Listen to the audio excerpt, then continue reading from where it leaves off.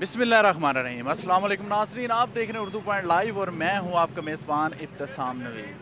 नाज़रीन, फिर से आपके लिए एक मोटिवेशनल स्टोरी लेकर आपकी खिदमत में हाज़िर हुए हैं। हम मौजूद हैं लाहौर के ठोकर न्याज़ बेग चौक में, जहां पे आप देख सकते हैं कि मेरे साथ एक 80 साल बूढ़ी औरत हैं और वो अपनी मेहनत से अपने बच्चों का पेट पाल रही हैं। ठोकर न्याज़ बेग चौक में ये मौजूद होती हैं और ये पट्टी लगा के चने बुनकर, मकई बुनकर वो अपने बच्चों का पेट पाल रही हैं।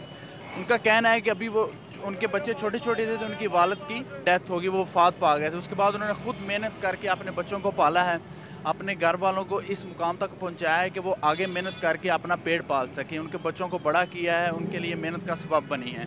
इनसे बात करते हैं और इनकी ज़िंदगी के बारे में जानेंगे और उनसे मेहनत का एक सबक लेंगे कि मेहनत में ही अजमत है। आइए इनसे बात करते हैं।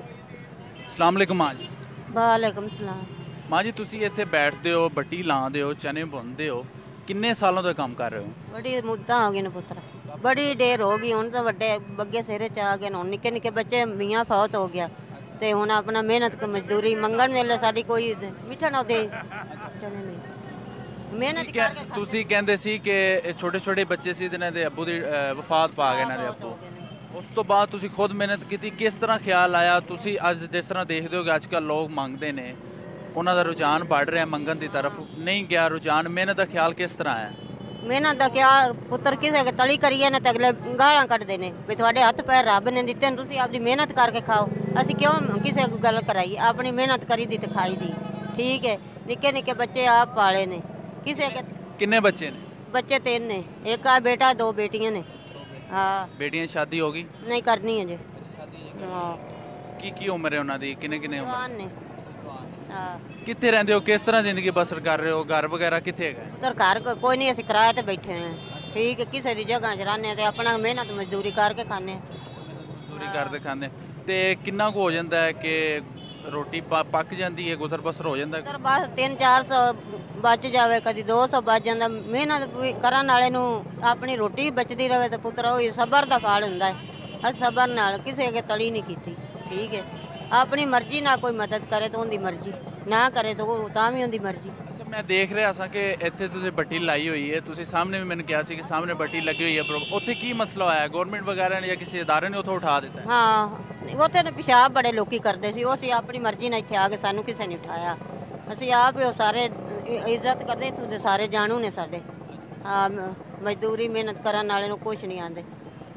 ਨਾਲੇ ਉਮਰ ਨਾਲ ਪੁੱਤਰਾ ਕੋਈ ਸਾਨੂੰ ਨਹੀਂ ਤੰਗ ਕਰਦਾ, ਆਪਣੀ ਮਰਜ਼ੀ ਨਾਲ ਉੱਥੋਂ ਛੱਡੀ ਇੱਥੇ ਬਣਾ ਲਈ। ਅੱਛਾ ਮਾਂ ਜੀ, ਕੀ ਸਬਕ ਦੇਣਾ ਚਾਹੋਗੇ ਸਾਡੇ ਲੋਕਾਂ ਨੂੰ, ਦੇਖਣ ਵਾਲਿਆਂ ਨੂੰ, ਜਿਹੜੇ ਲੋਕ ਦੇਖ ਰਹੇ ਨੇ ਉਹਨਾਂ ਨੂੰ ਮਿਹਨਤ ਦਾ ਕਿਸ ਤਰ੍ਹਾਂ ਸਬਕ ਦਿਓਗੇ? ਔਰ ਦੂਸਰਾ ਇਹ ਕਿ ਤੁਸੀਂ ਅੱਗੇ ਕੀ ਚਾਹੁੰਦੇ ਹੋ? ਕੋਈ ਤੁਹਾਡੀ ਅਗਰ ਕੋਈ ਮਦਦ ਕਰਨਾ ਚਾਹੇ, ਕਿਸ ਤਰ੍ਹਾਂ ਮਦਦ ਕਰਨਾ ਚਾਹੇ, ਤੁਹਾਡੇ ਨਾਲ ਕੋਈ ਰਾਬਤਾ ਕਰਨਾ ਚਾਹੇ, ਕਿਸ ਤਰ੍ਹਾਂ ਕਰਨਾ ਚਾਹੇ? ਪੁੱਤਰਾਂ ਨੂੰ ਪਤਾ ਨਹੀਂ, ਅਸੀਂ ਤਾਂ ਮਜਬੂਰ ਹਾਂ, ਜਿਵੇਂ ਮਰਜ਼ੀ ਸਾਡੀ ਮਜ਼ਦੂਰੀ ਦਾ ਕਿਵੇਂ ਆਂਦਾ। ਕੋਈ ਅਸੀਂ ਆਨੇ ਮੇਰੇ ਬੱਚੇ ਦੀ ਜਗ੍ਹਾ ਬਣ ਜਾਵੇ, ਜਾਂ ਬੱਚਾ ਕੋਈ ਆਪਣਾ ਰੋਜੀ ਦਾ ਬਾਨਾ ਅੱਛੀ ਕਿਵੇਂ ਆਂਦੇ ਆਪਣੀ ਜ਼ਿੰਦਗੀ ਗੁਜ਼ਰ ਜਾਵੇ। ਹੁਣ ਕੋਈ ਉਮਰ ਹੈ ਸਾਡੀ, ਮਿਹਨਤ ਕਰਕੇ ਖਾਣੀ। ਬੇਟੀਆਂ ਦੀ ਸ਼ਾਦੀ ਕਰਨੀ, ਉਹਨਾਂ ਵਾਸਤੇ ਕੋਈ ਮਦਦ ਕਰਨਾ ਚਾਹੇ, ਉਹਨਾਂ ਦੇ ਵਾਸਤੇ ਕੋਈ ਮਦਦ ਕਰਨਾ ਚਾਹੇ ਤਾਂ ਉਹਦੀ ਮਰਜ਼ੀ, ਨਾ ਕਰੇ ਤਾਂ ਵੀ ਉਹਦੀ ਧੱਕਾ ਕੋਈ ਨਹੀਂ ਪੁੱਤਰ, ਨਹੀਂ ਤਾਂ ਆਪ ਕਰਕੇ ਖਾਣੇ। ਕਿਸੇ ਨੇ ਅੱਜ ਤੱਕ ਤਲੀ ਨਹੀਂ ਕੀਤੀ ਤੇ ਨਾ ਸਾਨੂੰ ਅਦਾ ਹੈ, ਅਸੀਂ ਆਪਣੀ ਕਰਕੇ ਖਾਣੇ। ਨਿੱਕੇ ਨਿੱਕੇ ਤੈਨੂੰ ਪਤਾ ਹੈ ਬੱਚੇ ਆਣ ਤੇ ਮਾਰ ਗਿਆ ਮੀਆਂ, ਤੇ ਹੁਣ ਛੋਟੇ ਛੋਟੇ ਏਡੀਆਂ ਨਹੀਂ ਬੇਟੀਆਂ। ਮੇਰਾ ਬੇਟਾ ਵੱਡਾ ਸੀ, ਉਹਦਾਂ ਦੀ ਮਿਹਨਤ ਕਰਨ ਲੱਗੀਆਂ ਤੇ ਹੁਣ ਆ ਗੋਡਿਆਂ ਤੋਂ ਰਹਿ ਗਈਆਂ ਤੇ ਬਹਿ ਕੇ ਕਰਨੀਆਂ, ਤੇ ਗੋਡਿਆਂ ਤੇ ਹੱਥ ਧਰ ਕੇ ਉੱਠਣੀਆਂ, ਕੰਮ ਨਹੀਂ ਹੁੰਦਾ। ਬੱਚੇ 85 ਸਾਲ ਆਪਕੀ ਉਮਰ ਹੈ ਤੇ 85 ਸਾਲ ਉਮਰ ਹੈ ਤੇ ਹੁਣ ਮਸ ਪੁੱਤਰਾ ਮਿਹਨਤ ਮਜ਼ਦੂਰੀ ਕਰਨੀ ਹੈ। ਹੁਣ ਨਹੀਂ ਹੁੰਦਾ, ਮਜਬੂਰੀ ਨਾ ਕਰਨੀ है। नाज़रीन, आप देख सकते हैं कि इनकी उम्र है जो 80 से 85 साल इनकी उम्र है। अभी भी वो मेहनत कर रही हैं, अभी वो मेहनत और अजमत से अपने बच्चों का पेट पाल रही हैं। उनका कि इनकी 2 बेटियां हैं, एक बेटा है। उनकी ख्वाहिश है कि इनकी बेटियों की अच्छी जगह या अच्छे से शादी हो जाए और इनके बेटे को कोई अच्छा रोज़गार मिल जाए, कोई रीज़नेबल जॉब मिल जाए। इनके बेटे हमारे साथ मौजूद हैं, इनसे बात करेंगे कि इनकी वालदा ने इनकी किस तरह परवरिश की और इनको मेहनत किस तरह सबक दिया। अस्सलाम वालेकुम। अच्छा, आप इनके बेटे हैं, आपकी वालदा ने कितने जतन से और किस तरह आपकी परवरिश की है? आप छोटे छोटे थे, इनका कहना है कि आपके वालिद की वफ़ात हो गई थी, उसके बाद उन्होंने किस तरह मेहनत करके आपको पाला है? ये मेहनत करके, यही हमारा काम है, तो ये इसी तरह मेहनत करके हम जो ये काम ही करते हैं हम, ठीक है। सुबह आते हैं, शाम को मेहनत करके अपने घर चले जाते हैं। आपने कहीं और कोशिश की है कि कई जगह किसी जगह अच्छी कोई रीज़नेबल चलो जॉब मिल जाए जिसमें आप भी साथ अपनी माँ का हाथ बटा सकें, कहीं पे कोशिश की है? हाँ जी की है। अच्छा, तो नहीं मिली? नहीं मिली वो। क्या किस तरह की जॉब करना चाह रहे हैं? कहीं पे आपकी कोई अपनी ख्वाहिश हो कि आपको इस तरह का काम मिल जाए जो आप अच्छे से कर सकें, कोई मजदूर के हवाले से या किसी और हवाले से, कोई हुनर या कोई फ़न है आपके पास? फ़न जो रक्षा चला लेता हूँ मैं। अच्छा, रक्षा चला। हाँ जी। लेकिन रक्षा चलाने के लिए पैसे नहीं होंगे? नहीं होंगे हम जी। रक्षा अच्छा चला लेते हैं। ड्राइविंग लाइसेंस बना हुआ है? नहीं बना हुआ। अच्छा, चलाया है कहीं पे? हाँ जी, दिहाड़ी पे चलाया किसी का। दिहाड़ी पे चलाया? हाँ जी। कितनी दिहाड़ी देते थे? 500 रुपया। 500 रुपये। छोड़ा क्यों है? छोड़ा अभी, कभी दिहाड़ी उनकी कम बनती थी, कभी हमारी, ठीक है। रक्षा कभी ख़राब हो गया। अभी कोई आपको अपना रक्षा दे दिहाड़ी पे तो आप चलाने के लिए तैयार हैं? आप अच्छा चला लेते हैं? हाँ जी जी।